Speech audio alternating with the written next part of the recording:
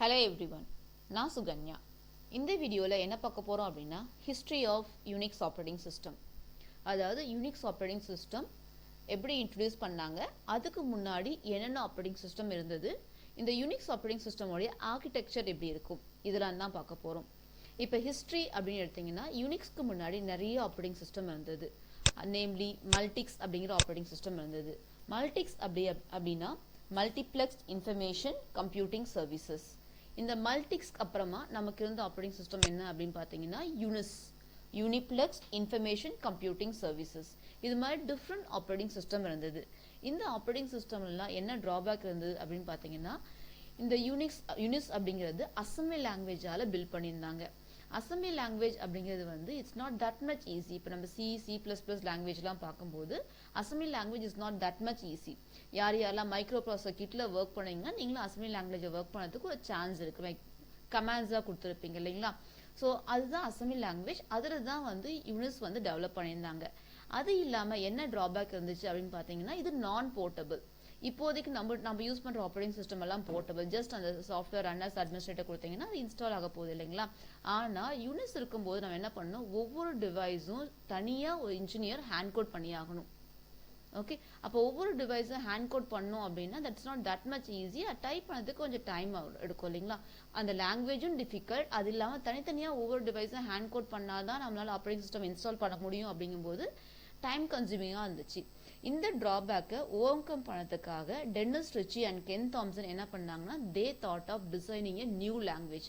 Existing லாங்குவேஜை use பண்ணி இவங்களால இந்த ட்ராபேக்கை ஓவர் கம் பண்ண முடியல.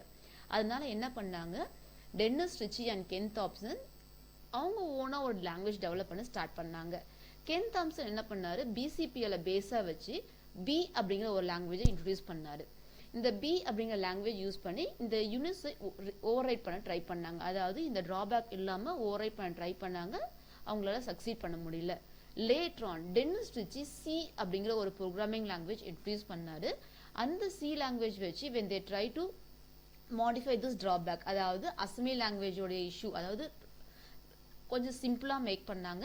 அண்ட் இது இல்லாமல் இந்த நான் போர்ட்டபிளாக மாடிஃபை பண்ணதுக்கு சி லாங்குவேஜ் இம்ப்ளிமெண்ட் பண்ணாங்க. Finally they succeeded it.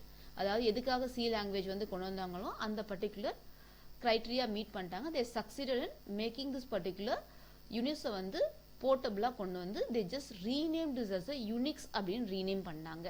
So இப்படி தான் வந்து யூனிக்ஸ் அப்படிங்கிற ஒரு ஆப்ரேட்டிங் சிஸ்டம் ஃபார்ம் ஆச்சு. அண்ட் சி லாங்குவேஜோட பேஸும் நீங்கள் பார்த்துக்கலாம். சி வந்து ஒரு ப்ரோக்ராமிங் லாங்குவேஜாக அவங்க டெவலப் பண்ண கிடையாது. சி அப்படிங்கிற ஒரு லாங்குவேஜ் வந்ததுக்கான மெயின் ரீசன் என்ன அப்படின்னு பார்த்தீங்கன்னா, இந்த யூனிக்ஸை டிஃபைன் பண்ணதுக்காகவே வந்த லாங்குவேஜ் தான் சி லாங்குவேஜ். சரிங்களா. ஸோ இப்படி தான் சி லாங்குவேஜும் டிரைவ் ஆச்சு. இப்படி தான் நம்மளுடைய யூனிக்ஸ் ஆப்ரேட்டிங் சிஸ்டமும் டிரைவ் ஆச்சு. சரி, இதோட ஆர்கிடெக்சர் அப்படின்னு பார்த்தோம் அப்படின்னா இதோட பேஸ் யார் அப்படின்னு பார்த்தீங்கன்னா கர்னல் தான் யூனிக்ஸோட பேஸ். இன்னும் நிறைய பேர் நீங்கள் கேட்கும்போது யூனிக்ஸ் அப்படின்னு சொல்ல மாட்டாங்க, கர்னல் அப்படின்னு தான் சொல்லுவாங்க. ஆப்ரேட்டிங் சிஸ்டமே நேம் பண்ணுவாங்க. சரிங்களா. இந்த கர்னலுடைய ஒர்க் என்ன அப்படின்னா, ஒரு ஆப்ரேட்டிங் சிஸ்டம் என்னென்ன ஒர்க் பண்ணும், மெமரி மேனேஜ் பண்ணுறது ஆகட்டும், இல்லை ஒரு ஃபைல் மேனேஜ்மெண்ட் ஆகட்டும், இல்லை ஒரு எரர் ஆக்கறானா அந்த எரரை ஹேண்டில் பண்ணுறதாகட்டும், இல்லை நான் கொடுக்குற இன்புட் அவுட்புட் ப்ராசஸ் பண்ணுறதாகட்டும், இது எல்லாமே யார் பண்ண போகிறா, கர்னல். அது பேஸ் ஒர்க். அதாவது ஒரு ஹார்ட்வேர்க்கோட இன்ட்ராக்ட் பண்ணுற ஒர்க்கை யார் பண்ண போகிறா, கர்னல் தான் பண்ண போகிறாங்க. இந்த கர்னல் கூட நம்ம டேரெக்டாக ஒரு அப்ளிகேஷன் யூஸ் பண்ணி இன்ட்ராக்ட் பண்ண முடியுமான்னு கேட்டால் டேரெக்டாக பண்ணுறது ரொம்ப டிஃபிகல்ட். பண்ண முடியாதுன்னு நான் சொல்ல, we can do it, ஆனால் ரொம்ப டிஃபிகல்ட். நம்ம ஒர்க்கை ஈஸி பண்ணதுக்காக நம்ம என்ன பண்ண போகிறோம் அப்படின்னா, we are just going to have a shell on top of it. இப்போ நான் வந்து கர்னல் கூட ஏதாவது இன்ஸ்ட்ரக்ஷன் கொடுக்கணும், ஒரு அப்ளிகேஷன் ப்ரோக்ராம் யூஸ் பண்ணுறேன், அதாவது ஒரு அப்ளிகேஷன் ப்ரோக்ராம் யூஸ் பண்ணி நான் வந்து கர்னலுக்கு ஏதாவது இன்ஸ்ட்ரக்ஷன் கொடுக்கணும் அப்படின்னா நான் டேரெக்டாக கொடுக்காம நான் என்ன பண்ண போகிறேன், being as a end user இந்த அப்ளிகேஷன் ப்ரோக்ராம் யூஸ் பண்ணி ஷெல்லுக்கு இன்ஸ்ட்ரக்ஷன் தரப்போகிறேன். எனக்கு என்ன ஒர்க் தரணுமோ அதை நான் ஷெல் தரப்போகிறேன். இந்த ஷெல் என்ன பண்ணுவாங்க, this person will act like a translator. For example other language people இங்கே வராங்க, நமக்கு அவங்க லாங்குவேஜ் கம்யூனிகேட் பண்ண தெரியாது அப்படின்னா என்ன பண்ண போகிறோம், நம்ம ஒரு டிரான்ஸ்லேட்டர் வச்சுருப்போம். நாம் சொல்கிற டாஸ்க்கை வந்து they just translate to him and அவர் வந்து அவங்களுக்கு டிரான்ஸ்லேட் பண்ணுவாங்க இல்லையா. அதே ஒர்க் தான் நம்ம ஷெல் பண்ணுறாங்க. நமக்கு ஏதாவது ஒரு ஒர்க் செய்யணும் அப்படின்னா நம்ம இன்ஸ்ட்ரக்ஷனை ஷெல்லுக்கு டிரான்ஸ்லேட் பண்ணுவோம். அந்த ஷெல் வந்து he just transfer to kernel in his language. ஏன் அப்படின்னா இந்த கர்னல்னால லோ லெவல் லாங்குவேஜ், அதாவது மிஷின் லாங்குவேஜ் மட்டும்தான் அண்டர்ஸ்டாண்ட் பண்ண முடியும். whatever the command we are giving அது வந்து high level language. சரிங்களா? அதனால தான் நமக்கு யார் தேவை? ஷெல் தேவை. இன்டர்மீடியேட்டரா ஷெல் தேவை. நம்ம கொடுக்குற டாஸ்க்கை வந்து டிரான்ஸ்லேட் பண்ணி கொடுக்கறதுக்கு ஷெல். இந்த ஷெல் யாரு அப்படின்னு பார்த்தீங்கன்னா he is a command line interpreter. Okay, நம்ம கொடுக்கக்கூடிய டாஸ்க் எல்லாமே கமாண்ட்ஸா தர போறோம். அந்த கமாண்ட்ஸை kernel understandable language translate பண்ணி he is going to make the task completed. இல்ல நான் டைரக்டா kernel கூட இன்டராக்ட் பண்றேன், ஏதோ ஆப்ஷன் இருக்கா அப்படின்னு கேட்டிங்கன்னா yes we do have it. அதுக்கு என்ன தெரிஞ்சிருக்கும்? நமக்கு மிஷின் லாங்குவேஜ், அதாவது லோ லெவல் லாங்குவேஜ் தெரிஞ்சிருக்கணும். If at all we are good enough in low level language நம்ம டைரக்டா kernel கூட கம்யூனிகேட் பண்ணலாம். சரிங்களா? ஸோ நம்ம எதுக்காக நம்ம வந்து we are using application program, நம்மளோட ஒர்க் ஈஸி ஆகணும், நம்ம செய்யற டாஸ்க்லாம் நமக்கு யூசர் ஃப்ரெண்ட்லியா இருக்கணும். அதுக்காக தான் we are just going to high level language. So அதனால நம்ம என்ன பண்றோம்? We are just making use of shell. இந்த ஷெல்ல என்ன சொல்லுவாங்க அப்படின்னா shell is also call sleeping beauty. Until unless நான் ஒரு கமாண்டை கொடுக்க வரைக்கும் அவங்க வந்து ஐடியா தான் இருப்பாங்க. நான் ஒரு டாஸ்க் கொடுத்த உடனே அந்த டாஸ்க்கை வந்து கர்னல் அண்டர்ஸ்டாண்டபிள் லாங்குவேஜா கன்வெர்ட் பண்ணி தரோட ஒர்க் தான் நம்மளுடைய ஷெல்லோட ஒர்க். கர்னல் என்ன பண்ணுவாங்க? கம்ப்ளீட் ஆப்ரேஷன், ஒரு ஃபைலை ஓப்பன் பண்ணுறது, ரீட் பண்ணுறது, ரைட் பண்ணுறது, எக்ஸிக்யூட் பண்ணுறது, எல்லா ஆப்ரேஷனையும் டேக் கேர் பண்ணுறது கர்னலோட ஒர்க். ஷெல் வந்து ஜஸ்ட் இன்டர்மீடியேட்டர் அலோன். ஷெல்னால எந்த டாஸ்க்கும் நடக்கல, அவங்க டிரான்ஸ்லேட் பண்ணி மட்டும் தான் தராங்க. இந்த கர்னல் மட்டும்தான் is interacting directly to a hardware. Okay, இதுதான் இது யூனிக்ஸோடைய ஆர்கிடெக்சர். சரிங்களா? இப்போ நான் அப்ளிகேஷன் ப்ரோக்ராம் அப்படின்னு சொன்னா நம்ம எந்த அப்ளிகேஷன் ப்ரோக்ராம் வேணாலும் இருக்கலாம். நமக்கு அப்போதைக்கு என்ன அப்ளிகேஷன் ஒர்க் பண்ணுமோ அந்த அப்ளிகேஷன் ப்ரோக்ராம்ல ஒர்க் பண்ணுவோம். இந்த ஷெல் சொல்றோம் இல்லைங்களா, இந்த ஷெல் வந்து we have different types of it, we have different classification in it. Okay, so அதோட கிளாசிஃபிகேஷன் அப்படின்னு பார்த்தீங்க அப்படின்னா ஓகே ஜஸ்ட் மினிட், இதில் வந்து ஷெல்லோட டெஃபினேஷன் வாட் எவர் இப்போ நம்ம பார்த்தோம் இல்லைங்களா, அதோட இன்ஃபர்மேஷன் தான் இங்கே இருக்கும். அதாவது what is shell? as I said, shell is a command line interpreter. Okay, நம்ம நார்மலாக கமாண்ட் ப்ராம்ப்ட் யூஸ் பண்ணுறோம் இல்லைங்களா, அதே தான் இங்கே இவங்க ஒர்க் என்னென்னா கர்னலுக்கு டிரான்ஸ்லேட் பண்ணி தரது தான் ஒர்க். ஓகே, ஸோ இதெல்லாம் whatever I listed below இவங்கெல்லாம் வந்து கர்னலோட functionality. So moving forward different types of shell. Shell அப்படின்னு பார்த்தோம்னா ஃபர்ஸ்ட் இன்ட்ரடியூஸ் ஆன ஷெல் யார் அப்படின்னா பாண்ட் ஷெல்.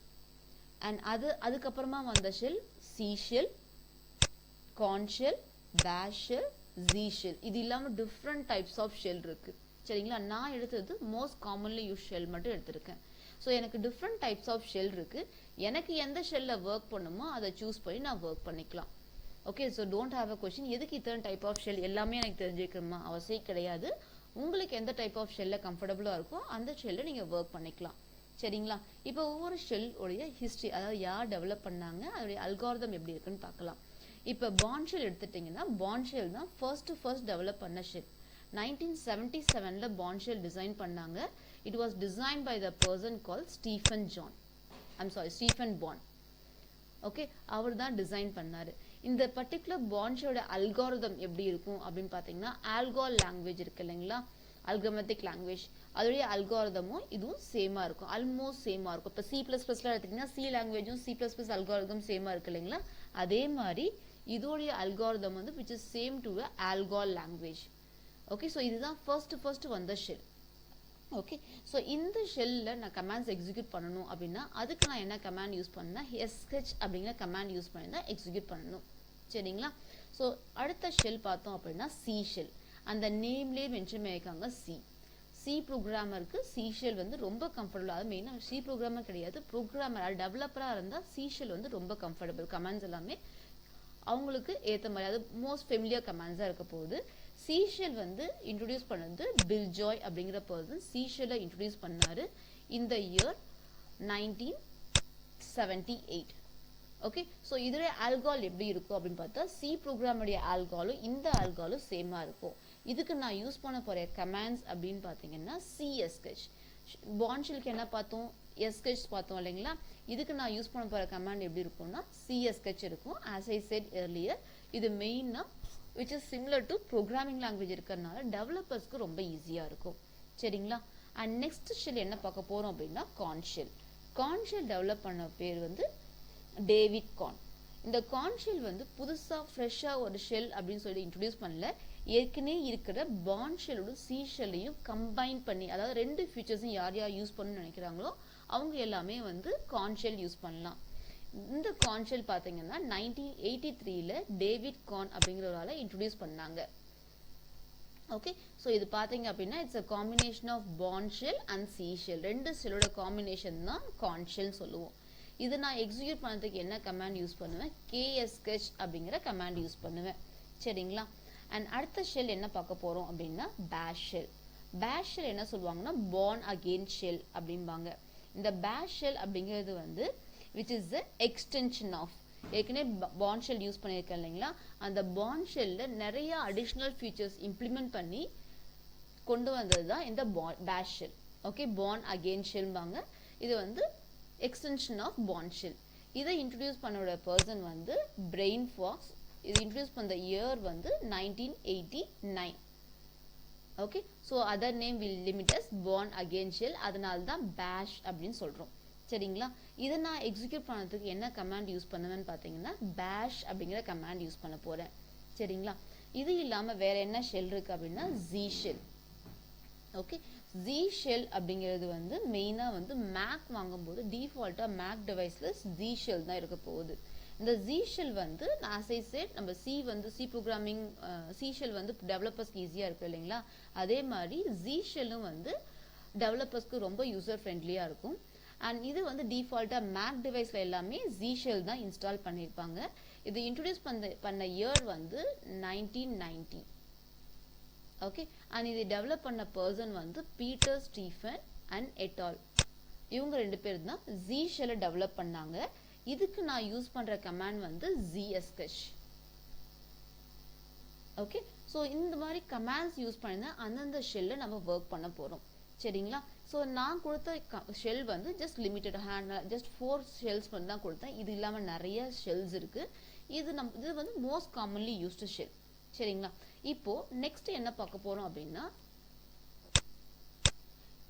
இந்த யூனிக்ஸ் ஃபைல் சிஸ்டம் இருக்கு இல்லைங்களா, இப்போ நம்ம நார்மலாக விண்டோஸ் யூஸ் பண்ணும்போது we have a C drive, D drive, அது மாதிரி டிரைவ்ஸ் இருக்குது. ஆனால் நம்ம யூனிக்ஸ் யூஸ் பண்ணும்போது we have a different file system. அது ஆர்கிடெக்சரே கம்ப்ளீட்டாக டிஃப்ரெண்ட்டாக இருக்கும்.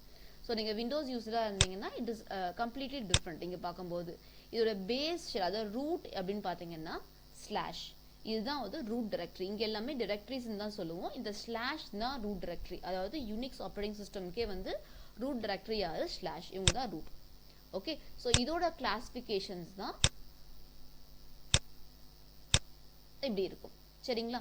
அதாவது I'll just let you know one by one என்னன்னு சொல்லிட்டு. இப்போ பின் அப்படின்னு பார்த்தீங்கன்னா இந்த பின்குள்ளே என்ன இருக்கும், இது பேஸ், ரூட் தான் பேஸ் எல்லாத்துக்குமே. இந்த பின்ல என்ன இருக்கும் அப்படின்னா எல்லா எக்ஸிக்யூட்டிபிள் ஃபைல்ஸுமே எதில் இருக்கும், பின்ல இருக்கும். சரிங்களா? யூசர்ஸ் என்னென்ன எக்ஸிக்யூட்டிவ் ஃபைல் ஒர்க் பண்ணுறாங்களோ எல்லாமே பின்ல தான் உட்காந்துருக்கும். அண்ட் அடுத்தது என்னன்னா டிஇவி அப்படிங்கிறது என்ன இருக்குன்னா டிவைஸ் டிரைவர்ஸ். இப்போ நார்மலாக நம்ம வந்து டிவைஸ் டிரைவர்ஸ் இன்ஸ்டால் பண்ணாதான் மவுஸோ மற்ற எக்ஸ்டர்னல் டிவைஸ் நம்மளால் யூஸ் பண்ண முடியும் இல்லைங்களா. அந்த டிவைஸ் டிரைவர்ஸ் எல்லாமே எது இருக்கும் அப்படின்னா டிஇவியில் இருக்கும். சரிங்களா? அந்த இடிசியில் என்ன இருக்கும் அப்படின்னா நம்மளுடைய கான்ஃபிகரேஷன், சிஸ்டம் கான்ஃபிகரேஷன் ஃபைல்ஸ்லாம் எதில் இருக்கும் அப்படின்னா இடிசியில் இருக்கும். ஓகே, அண்ட் இந்த ஹோம் டிரெக்டரியில் என்ன பண்ண போகிறோம், இந்த ஹோம் டிரெக்டரியில் நம்ம யூசருக்கான அக்கௌண்ட் கிரியேட் பண்ணிப்போம். நான் இங்கே என்ன பண்ணியிருக்கேன், சுகன்யா, அஸ்வத் அப்படின்னு ஒரு சாம்பிள் 2 அக்கௌண்ட் கொடுத்துருக்கேன். நார்மலாக நம்ம டிவைஸ் என்ன பண்ணுவோம், நம்ம ஜென்ரலாக அக்கௌண்ட் கிரியேட் பண்ணுவோம் இல்லைங்களா. ஸோ த சேம் வே இங்கேயும் நான் ஹோம் டிரெக்டரில் அக்கௌண்ட் கிரியேட் பண்ணிக்கலாம். அண்ட் அடுத்து என்ன பார்த்தீங்கன்னா எல்ஐபியில் என்ன இருக்குன்னா அந்த நேம்லேயே பார்த்தாங்க எல்ஐபி இல்லைங்களா, அது லைப்ரரி. அந்த லைப்ரரியில் என்ன பண்ணியிருக்கோம், கர்னலுக்கு ரிலேட்டடான ஃபைல்ஸ் எல்லாமே அந்த லைப்ரரியில் இருக்க போகுது. அண்ட் அடுத்து என்ன பார்த்தீங்கன்னா எம்என்டி அப்படின்னு பார்த்தீங்கன்னா மவுண்டிங் டெம்பரரி ஃபைல்ஸ். மவுண்டிங் நம்ம டெம்பரரி ஃபைல்ஸ்லாம் இருக்கு இல்லைங்களா, அது மவுண்ட் பண்ணுறதுக்கான பேஸ் எல்லாமே எதில் இருக்கும் அப்படின்னு பார்த்தீங்கன்னா will have it in MNT. Okay, so மெயினாக மவுண்டிங் அப்படின்னு பார்த்தா ஏர்லி டேஸில் வி ஹேவ் ஃப்ளாப்பி டிரைவ்ஸ்லாம் யூஸ் பண்ணல, சிடி ரோம், ஃப்ளாப்பீஸ் அதெல்லாம் யூஸ் பண்ணோம் இல்லைங்களா. அதெல்லாம் எங்கே இருக்கும் அப்படின்னா அது எல்லாமே வந்து அதுக்கு ரிலேட்டடான ஃபைல்ஸ் எல்லாமே மவுண்ட்டில் இருக்கும். சரிங்களா? அதே மாதிரி பிஆர்ஓசியில் என்ன இருக்கும் அப்படின்னா ப்ராசஸ் நம்பர் இருக்கும்.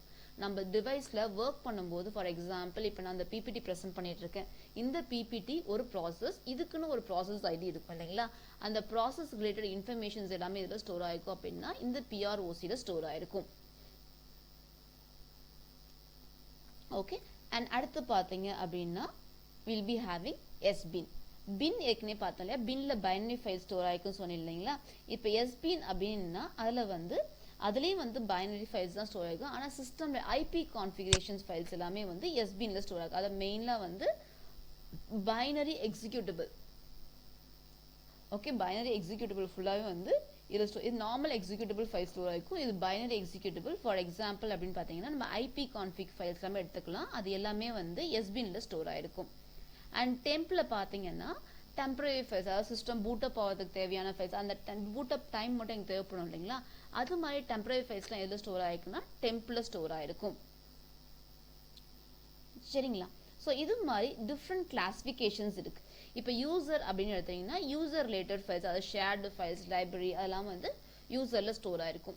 இது மாதிரி டிஃப்ரெண்ட் கிளாஸிஃபிகேஷன்ஸ் இருக்குது. அதாவது எதில் நம்ம யூனிக்ஸ் ஃபைல் சிஸ்டம் எடுத்திங்கன்னா இப்படி தான் ஒரு ஆர்கிடெக்சர் இருக்க போது நம்மளுடைய ஃபைல்ஸ் எல்லாமே வந்து இப்படி நம்ம கிளாஸிஃபை ஆகிட்டு டிஃப்ரெண்ட் செக்மெண்ட்டில் ஸ்டோர் ஆகும். ஓகே, ஸோ இதை டீட்டெயில் வியூ வந்து நம்ம நெக்ஸ்ட் வீடியோவில் பார்க்கலாம். So thank you everyone. இந்த வீடியோ உங்களுக்கு பிடிச்சிருக்குன்னு நினைக்கிறேன். பிடிச்சிருந்தா லைக் பண்ணுங்கள், சப்ஸ்கிரைப் பண்ணுங்கள். Meet you on next video.